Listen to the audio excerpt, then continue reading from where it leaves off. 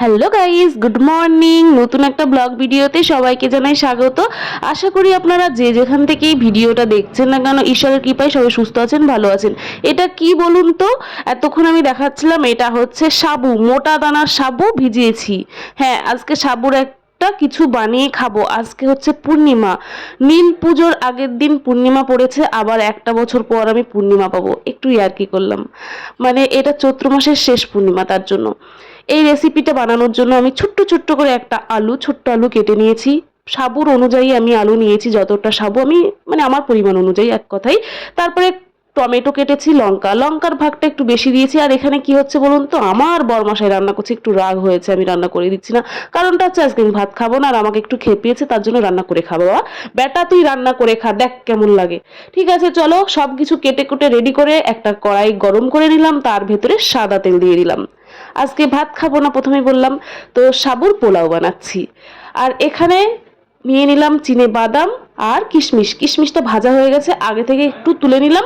এখন আমি বাদামগুলো আর একটু ভালো করে ভেজে নেব। ও হ্যাঁ বন্ধুরা, একটা কথা তো বলতে ভুলেই গেছি, সাবুটা না খুব বেশিক্ষণ আগে থেকে ভেজানোর দরকার নেই, রান্নার কিছুক্ষণ আগে ভেজালেই যথেষ্ট।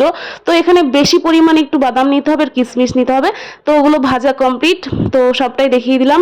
আর এখন ওই তেলেই দিয়ে দিলাম কেটে রাখা কুচি কুচি করা আলু। আর এখন আমি জল থেকে সাবুটা ছেঁকে তুলে নিচ্ছি, সেটাই ঢং করে করে দেখাচ্ছি আর কি। আর ওইদিকে আলুটা ভাজা হচ্ছে। এই যে সাবুটা মোটা দানা, তো মোটা দানা সাবু নিলে বেশি ভালো হয়। হালকা একটু কালারের জন্য আমি হলুদ অ্যাড করলাম, খুব বেশি হলুদ দেওয়ার দরকার নেই। পরিমাণ মতো লবণ দিতে হবে, সাবুতে খুব বেশি একটা লবণ চলে না, বেশি লবণ হয়ে গেলে খেতে বিশ্রী লাগবে। এখানে আমি কেটে রাখা টমেটো আর লঙ্কা দিয়ে দিলাম, দিয়ে ভালো করে ভেজে নিতে হবে।